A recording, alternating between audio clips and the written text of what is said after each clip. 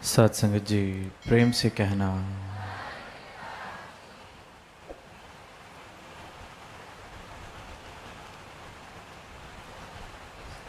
आज इस समागम में महापुरुषों ने, संतों ने अपने भावों को अभिव्यक्ति दी और ये आवाज़ दी कि ये जो परमात्मा है इसे प्राप्त किया जा सकता है। ये कोई कहने सुनने किस्से कहानियों का विषय नहीं है। ये अटल सच्चाई है जिसकी प्राप्ति हर एक मानव कर सकता है।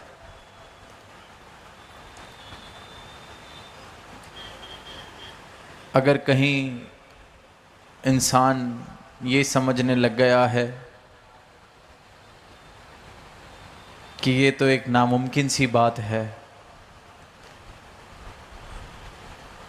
ये कोई हमारे बस की बात तो नहीं, इसके लिए तो ना जाने कितने तप त्याग, कितना कुछ दांव पर लगाकर जंगलों में जाना पड़ेगा,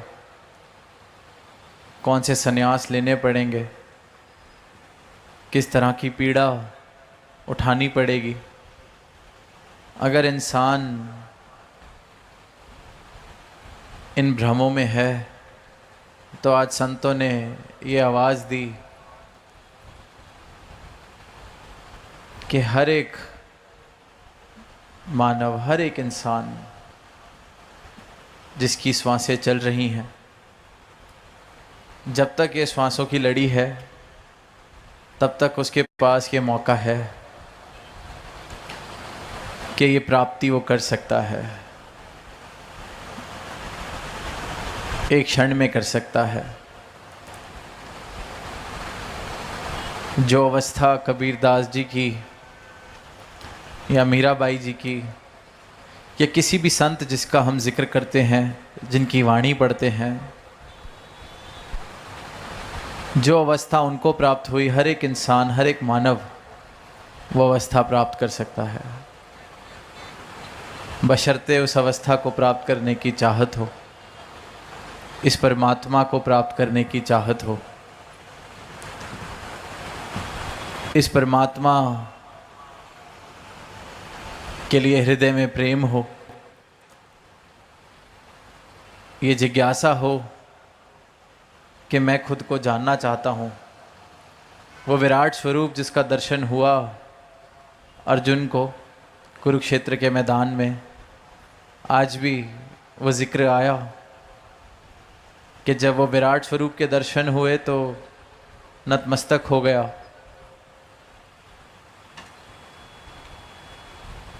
कहने लगा कि आपके आगे को प्रणाम, पीछे को प्रणाम, दाएं को प्रणाम, बाएं को प्रणाम, ऊपर को प्रणाम, नीचे को प्रणाम, क्योंकि हर जगह अब ये विराट ही दिख रहा है, हर जगह ये रूप ही दिख रहा है। कहा कि कुरुक्षेत्र के मैदान में कृष्ण भगवान ने चक्षु दिए, अर्जुन को नज़र दी, आंखें दी ये दर्शन करने के लिए। अब वो अर्जुन जिसको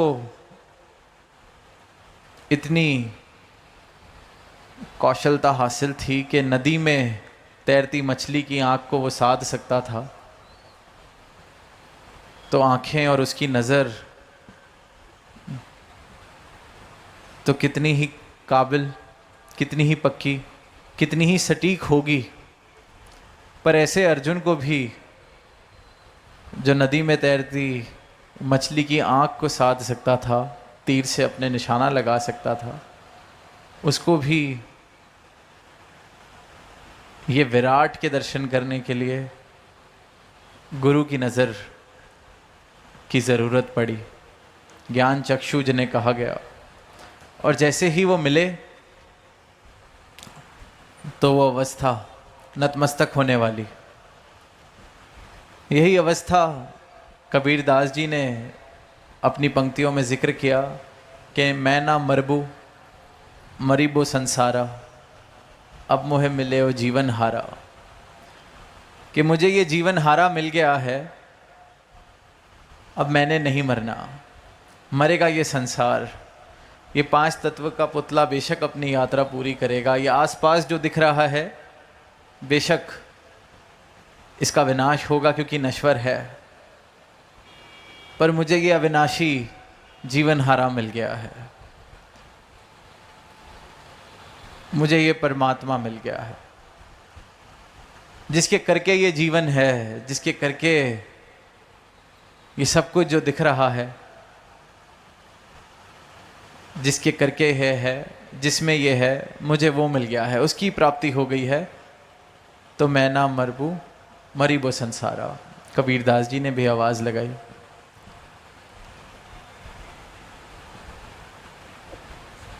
मीराबाई ने कहा, पायो जी मैंने राम रतन धन पायो। अब किस्से कहानियाँ सुनते हैं तो बचपन से ही उस मूर्ति से, श्याम की मूर्ति से बहुत प्रेम, बाल अवस्था से ही मीराबाई को। अब वो मूर्ति से प्रेम ही काफ़ी था, तो क्यों फिर तब नहीं कहा गया कि पायो जी मैंने राम रतन धन पायो? बचपन से ही क्यों नहीं गाया? क्यों ज़रूरत लगी कि ये अभी अधूरा है, जैसे प्यास नहीं बुझी, तृप्ति अभी नहीं हुई इस आत्मा की, कुछ और चाहिए, पूर्ण जो है वो चाहिए। और उस पूर्ण की खोज में ही फिर गुरु रविदास के पास पहुँचे, ज्ञान चक्षु मिले, ज्ञान मिला, नज़र मिली, राम रतन धन मिला, तो कहा कि पायो जी मैंने राम रतन धन पायो, वस्तु अमोलक दी मेरे सतगुरु, कृपा कर अपनायो। तो ये अवस्थाएं कोई किस्से कहानियों की, इतिहास की नहीं। वो कबीर दास जी ने भी जो पंक्तियां कहीं, जीते जी कहीं, क्या अब मोहे मिले जीवन हारा, मैं ना मरबू। तो ये जीते जी इस अवस्था को प्राप्त किया जा सकता है। अनेकों ऐसे प्रमाण हैं जिन्होंने इन अवस्थाओं को, इस अवस्था को, इस परमात्मा को प्राप्त किया है। जीते जी मोक्ष, जीते जी मुक्ति, जीते जी ब्रह्मलीन हुए हैं। और उसी अवस्था को लेके आज भी संतों ने आवाज़ दी है कि नाम लेना मुबारक है, पूजा पाठ करना बहुत मुबारक है, वेद शास्त्र संतों की वाणी पढ़ना बहुत मुबारक।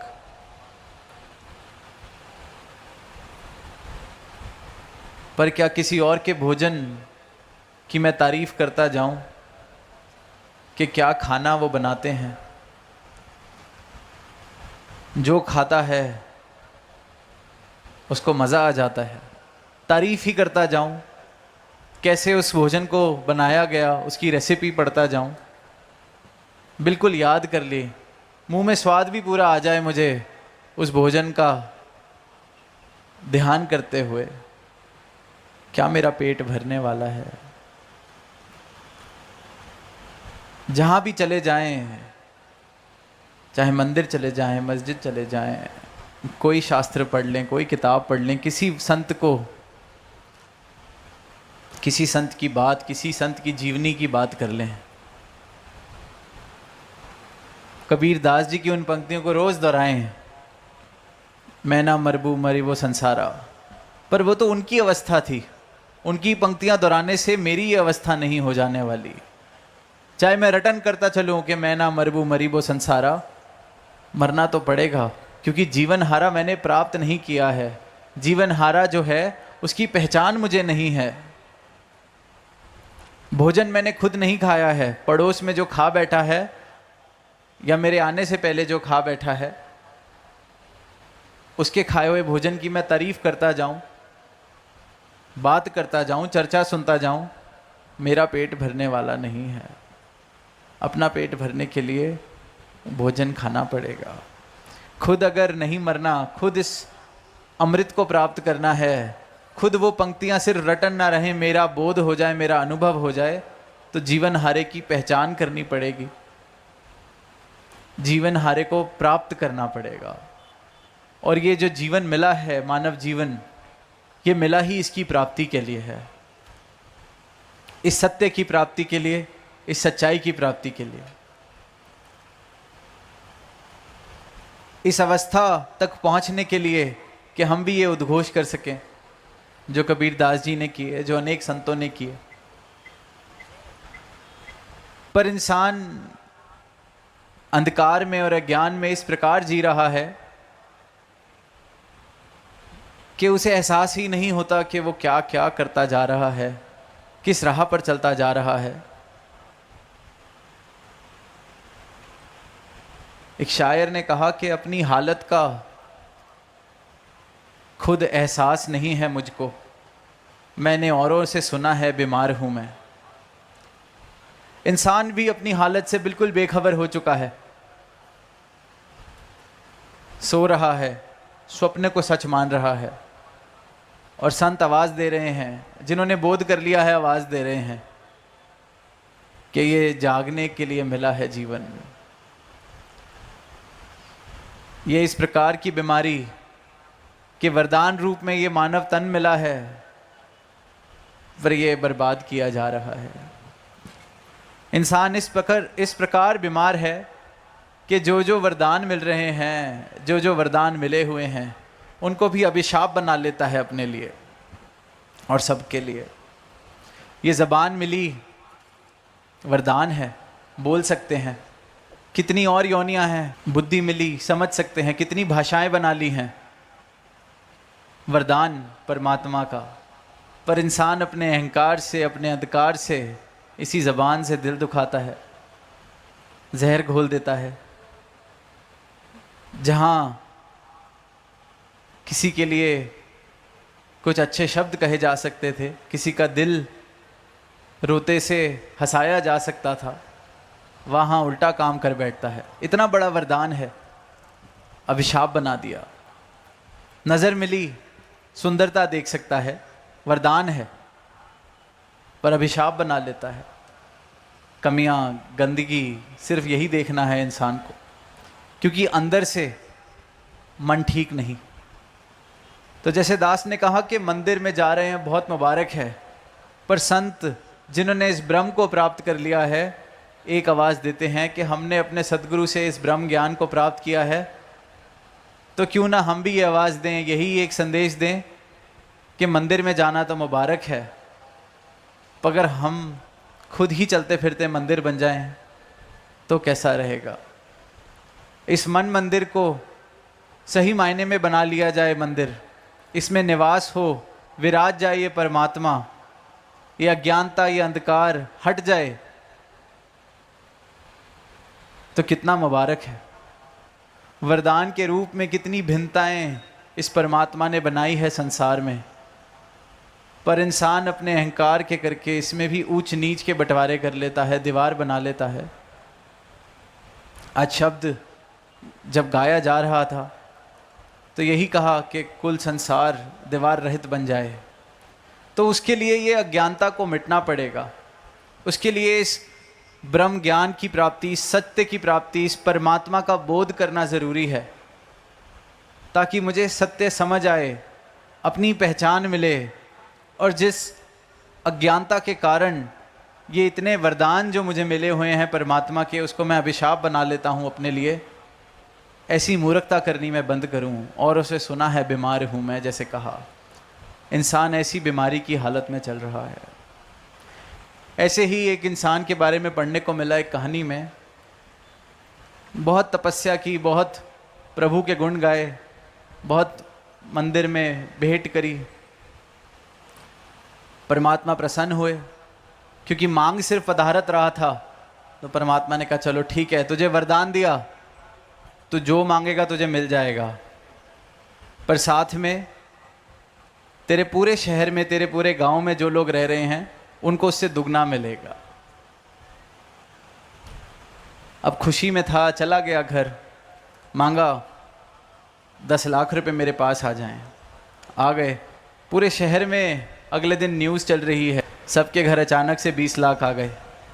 जो रात तक अपने 10 लाख की खुशी थी, थोड़ी सी मायूसी बनी सुबह कि सबको 20 लाख। चलो कोई बात नहीं, मेरा घर 2 मंजिल का बन जाए। सुबह उठा अपना 2 मंजिल का, पर सारे शहर के 4 मंजिल के घर। खुशी से गम। अब करता गया, मांग मांग के थक गया, पर खुशी नहीं। वरदान था पर कोई खुशी नहीं। अब फिर कहानी में इस प्रकार से आता है कि जब ऐसे इंसान फंस जाता है तो गया फिर अपने बिजनेस पार्टनर्स के पास, वकीलों के पास, अपनी पंचायत के पास, अपने वेल विशर्स के पास। फिर 2-3 कंसल्टेंट उसने रखे कि इस बला से कैसे निकला जाए। तो उन सब ने कहा ये वरदान थोड़ी हुआ, तुम परमात्मा को कहो कि ये कैसा वरदान है। अब चला गया परमात्मा के पास, ये क्या वरदान हुआ। कहते जो तू मांगता है तुझे मिलता है। कहते बिल्कुल मिलता है, पर जो सबको मिल जाता है वो आगे से कहता है ये वरदान की क्या बात हुई इसमें। मज़ा तो तब तक था कि सिर्फ मेरे पास हो, मैं सबसे रईस बनता, मैं सबसे अमीर बनता, मैं सबसे बड़े घर वाला बनता। अब जब सबके पास मुझसे दुगना आ जाएगा तो ये कैसा वरदान हुआ। इससे अच्छी तो पहले ही हालत थी, 2-4 से तो ऊपर था। अब तो जो मांगता हूँ सबके पास उससे दुगना है। पर अब इंसान अभिशाप कैसे बनाता है। आगे कहता है चलो एक काम करो, मेरे घर के आगे गड्ढा कर दो। पूरे शहर के घर के आगे 2 गड्ढे। अब हालत ऐसी है कि अपने से ज़्यादा देख नहीं पा रहा किसी के पास। तो कहता है परमात्मा एक काम करो, मेरी एक आँख की रोशनी ले लो, ताकि पूरे शहर की फिर दोनों आँखों की रोशनी जाएगी। कम से कम इस शहर में जिसमें सिर्फ गड्ढे ही गड्ढे हैं, वहाँ एक आँख वाला मैं ही बचूँगा, बाकी सब देख नहीं पाएंगे, गड्ढे में गिरेंगे। तो मैं कम से कम वो इंसान होऊंगा जो रास्ता दिखाएगा या गड्ढे से गिराने से बचाएगा सबको। ये हालत है इंसान की। इस प्रकार बीमार है इंसान। अपनी हालत का एहसास नहीं है मुझको, मैंने औरों से सुना है बीमार हूँ मैं। अब तो हालत ऐसी हो गई है कि कोई बताने वाला आ भी जाए कि ये बीमारी है, छोड़ दो, तो ये भी नहीं मानना। उसको बीमार समझने लग गया है इंसान, क्योंकि अपनी बीमारी से राज़ी हो गया है और खुद अकेला बीमार नहीं है। सारे का सारा संसार इसी बीमारी में है। तो लगता है कि जो कह रहा है कि ये बीमारी है वही बीमार होगा, हमें कौन है बताने वाला।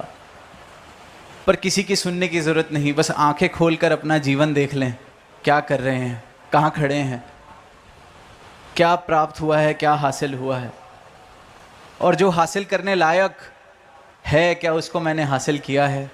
जो एक सत्तादास अक्सर कहता है एक ही चीज़ है प्राप्त करने योग्य है इस जीवन में, जिसे सत्य कहा जा सकता है, वो है ये शाश्वत परमात्मा।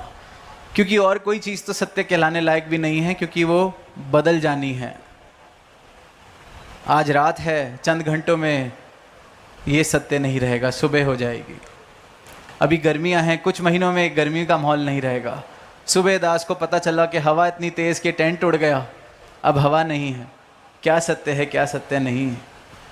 सत्य सिर्फ ये आद सच जुगाद सच है भी सच, नानक होसी भी सच। और इसी सत्य का बोध, इसी सत्य की पहचान सद्गुरु करा रहे हैं। और इसी सत्य की पहचान करके संतों महापुरुषों ने सारी ही मानवता को ये आवाज़ दी है कि इसे पाया जा सकता है, देखा जा सकता है, प्राप्त किया जा सकता है। आप भी उस अवस्था को हासिल कर सकते हैं कि मैं ना मरबू मरीबो संसारा, अब मुझे मिले जीवन हारा। ऐसी अवस्था मुझे मिल जाए कि ये वरदान अगर कोई दे तो परमात्मा के आगे हाथ फैलने के तू सबका कल्याण कर, क्योंकि सब में ही मेरा कल्याण है, कोई फर्क ही नहीं, सब खुश हों।